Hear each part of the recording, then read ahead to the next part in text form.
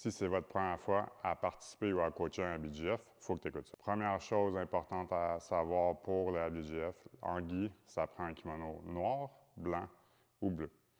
Il y a aussi des détails importants à figurer sur les mesurements. On va mesurer un kimono en direct. OK? Donc, pour mesurer un gi pour ABGF, pour être sûr d'être valide, première étape, on a les mains en avant, ici les deux bras. On veut s'assurer que le gi puisse rentrer, le bâton puisse rentrer loin ici. On veut aussi avoir une bonne largeur là. Puis pour la longueur, ça va être, tu peux te rapprocher un peu. Pour la longueur, ça va être à partir de là du poignet, on a cette marge-là ici. Après ça, la longueur de la ceinture, ici, on voit qu'elle est assez longue.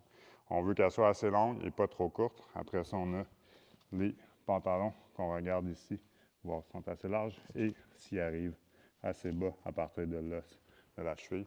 On veut aussi s'assurer que le kimono, il n'y ait pas rien de déchiré, pas de patchs qui sont décousus en arrière. Les patchs au niveau du dos, ça marche ici. Aucun au niveau de la ceinture. En bas, ça marche aussi, mais pas rien dans un endroit qui pourrait être agrippable. Puis en avant aussi, si jamais il y avait des patchs sur le long de la perle ici, on ne veut pas qu'ils soient collés directement. Ça prend un gap au moins d'un demi-centimètre pour la longueur du gi. Donc, ce gi-là serait valide pour la compétition.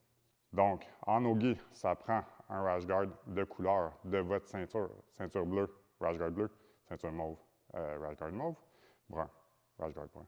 Ceinture noire peut avoir un rash guard blanc ou noir avec un petit peu de rouge permis, mais ça ne peut pas dénaturer le rash guard. Tout ce qui est les logos sur les rash guards sont permis d'avoir des couleurs différentes, mais la couleur du rash guard, c'est noir, blanc, avec la couleur de votre ceinture si vous n'êtes pas ceinture noire. Après ça, détail important, la pesée. Vous avez une seule chance de vous peser. Il y a un test scale disponible, vous allez vous peser avec le kimono. C'est important de valider son poids avant. Si vous allez sur la pesée officielle et vous ne faites pas le poids, vous allez disqualifier. Ils ne vont pas vous changer de division. C'est important aussi d'apprendre tous les règlements, les soumissions qui sont permises pour votre niveau.